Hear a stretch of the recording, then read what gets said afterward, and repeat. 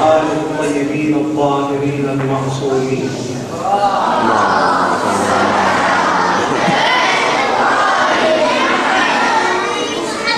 First of all, we begin by thanking Allah subhanahu wa ta'ala for His guidance, for allowing us to be from the lovers of Ahlul Bayt, from those who are on the path of Ahlul Bayt, from those who are on the path of the Quran, from those who are on the path of Islam. Purify your hearts and souls with a salawat.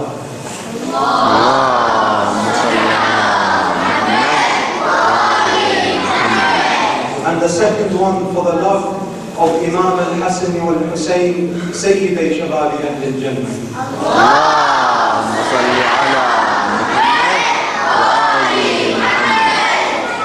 And the third one for the hastening of the reappearance of the Imam al-Mahdi, with your loudest of voices.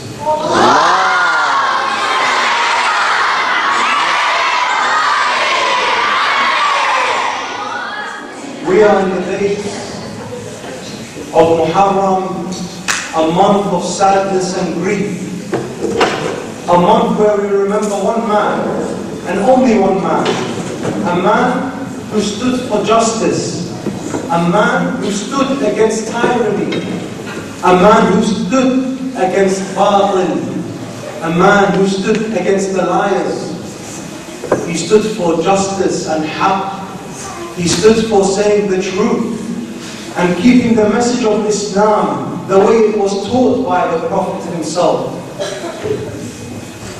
Because Islam is a religion which was sent by Allah to be the final religion. And Allah said in the Quran that this religion, this Quran will not change. But what do people try to do? They try to ruin it. They try to change it. But who is there to protect it? Allah. And we have Imam al-Hussein who stood on the day of Ashura. He did what he was told to do, to protect his religion.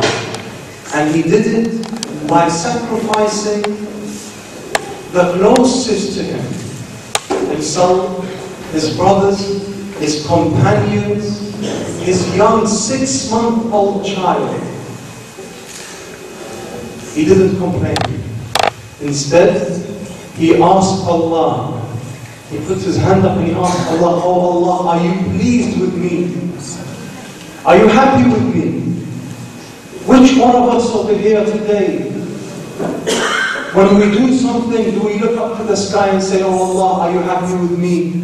Or do we look at our friends and family and say, "Are you happy with me?" When we pay charity, do we look at our teacher and say, "Are you happy with me?" This is not what Islam taught us.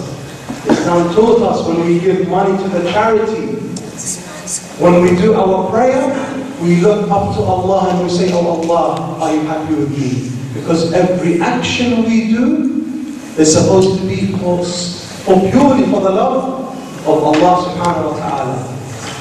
So as you know, in the month of Muharram, we commemorate and we remember the tragedy of Imam al-Hussein. The question is why? And how? Every year Muharram comes by, we remember this holy man and his family. And remember, this event happened 1350 years ago. Approximately 1,350 years ago. And for 1,350 years, every year we remember Imam al-Hussein in one month called Muharram. And in every other month we read the ziyarat of the Imam. We remember what happened to him. So every year we remember Imam al-Hussein. Do you think this will stop? No. It will carry on until the Day of Judgment. Every year the followers of Hussein will remember him, will cry for him, will mourn for him. Now what's special about this man is he is not only for the Muslims, he is for the whole world. Believe it or not, non-Muslims very great people, non-Muslims who don't believe in Islam, they do not believe in Prophet Muhammad as their prophet, but they mention Imam al-Hussein in the best of ways. You have Gandhi, you have Charles Dickens, you have many other poets and high religious people in the Hindu religion. They also take Imam al-Hussein as a guide, because Imam al-Hussein is a shining light that will never end, that will never shut down. And you find our non-Muslim friends, they look at Hussein and they learn from him. Now, what is the aim of this month? You see, Allah subhanahu wa ta'ala has put everything for a reason. Everything that's happened and everything that our Imams and our Prophet that they did and what they went through is a lesson for me and you. So in the month of Muharram there has to be a lesson. Muharram is a month of reminder and boosting our level of Iman. How? Let's take a very simple example. We look at the F1 racing, those fast cars, the fastest cars in the world, they go around these tracks. You've all seen on TV, MotoGP and all these fast cars. They do the F1 Formula 1 racing. Some of you play the game on PS3 and Xbox. You notice that when they do the laps, every few laps, what do the cars do? They stop on a section and there is people there to repair the car because the car maybe needs new oil or it maybe needs new tires. Have you seen that? Yes. Every moment they have to, every few laps, they go to take the car aside, they check the engine, they check the car. Why? Because they want to make sure the car can always go fast and beat the rest. They want to win. Now Muharram is the same. Imagine this track. We're going around this track every year, but every year we need to stop one side and then look at ourselves, see if we have any problems, any sins, so that we can repair them. So in this month, you have to make a decision and you have to take an action on repairing yourself, repairing your soul, any sins, any mistakes, any attitudes we have. Maybe someone says, for example, in the past year, when you sit down in Muharram and they're reading the Nafliya or the lectures being given, think, what things have I been doing wrong this year? And maybe someone would say, this year I have treated my mother in a very bad way. I remember every time she asked me to do something, I never done it. So then, this is the month where you repair that. You say, from today, I'm going to change myself. For what? For the sake of Allah. So you change yourself. This is exactly what we are doing in this month. We are here to improve ourselves. Like that car, it becomes repaired. When the race is finished, you know what they do? They bring this car and they start to improve it. Or they might bring a new car to make sure that they are even faster. We are in a race. One day our life is going to end. We have to race against time. Every day we have to try to think on how to improve, how to become better. Now, the Imam says, one of the Imams says, "Man tasawa yawmahu fahuwa maghbun." Anyone who has 2 days following one another that is the same, he is in loss. What does that mean? If today I sat down, I done nothing, I wasted all my time. Tomorrow, I done exactly what I did today. I just sat down and wasted all my time. The Imam says, you are from the losers.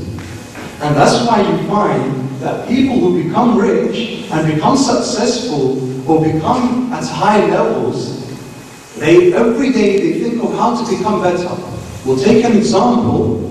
The person who started off Apple, all of you who like iPod and iTouch and everything, I heard a speech of his when he was graduating from university. He says, the rule of my life was, every day when I wake up in the morning, I would look at the mirror and I would say, if this was the last day of my life, am I happy with what I am going to do? This is such a powerful statement I heard from a non-Muslim. This non-Muslim is following the ruling of what Islam teaches us. This is how we should be. Islam tells us every day in the night, before you sleep, Think about how you did, what you did, how to improve. And we find these people, they are following that. Now,